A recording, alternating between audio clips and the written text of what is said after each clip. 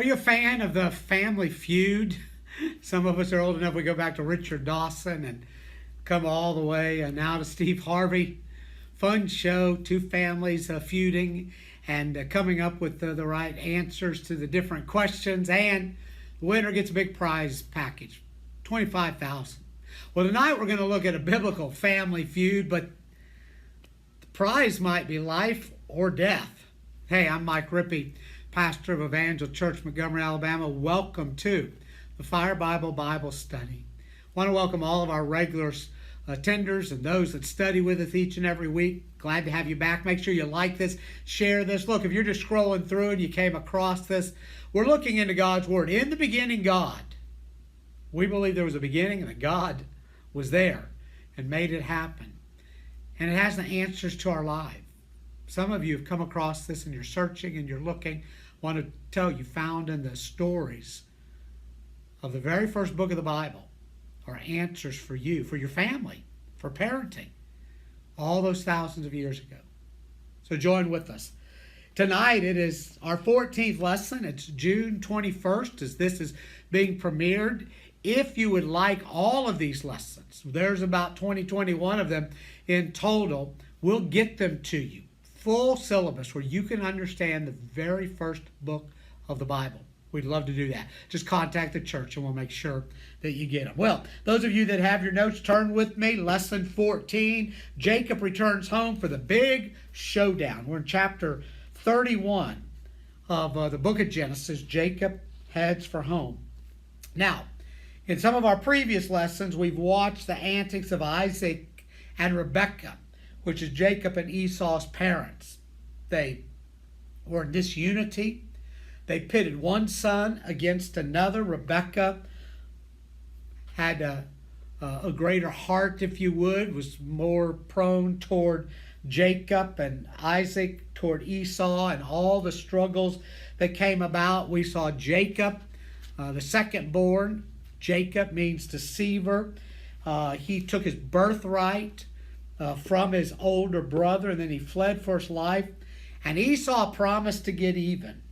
Now, years later, Jacob gets right with God. He meets Rachel. He marries her, as well as Leah. We talked about that setup, that he was deceived into marrying her, and their father, Laban. And they fathered 12 sons and a daughter by 4 different women. Jacob did. In our study, we'll see Jacob head back to Canaan and face his brother Esau for the first time. So, you got your notes, Genesis 31. But Jacob soon learned that Laban's sons were beginning to grumble. Jacob has robbed our father, they said. All his wealth has been gained at our father's expense, because Jacob's done really well. And Jacob began to notice a considerable cooling in Laban's attitude toward him. Then the Lord said to Jacob, return to the land of your father and grandfather and to your relatives there, and I will be with you. You might circle that. Jacob called Rachel and Leah out to the field where he was watching the flocks so he could talk things over with them. Your father has turned against me and is not treating me like he used to, he told them. But the God of my father has been with me.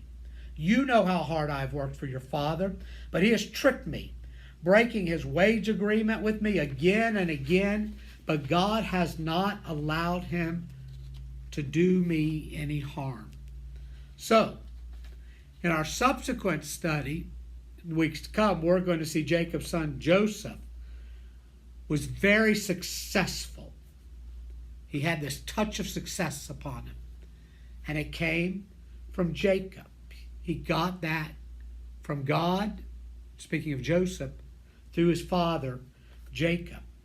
Laban had given Jacob what he thought was inferior sheep and goats for his wages.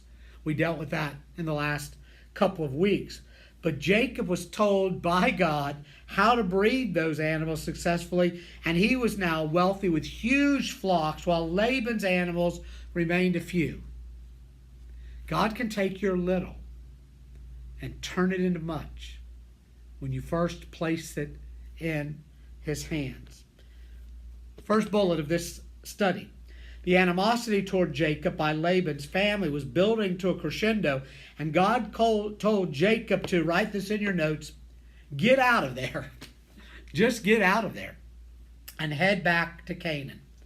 So now, write this in your notes, 20 years, that's how much time's passed, after fleeing Esau's wrath, Jacob's going to head home. His trip's going to take him on a southwestern trek through Damascus, which is today Damascus, Syria, and even further into what we now know as the country of Jordan. So if you want to look that up on a map, you'll see he went down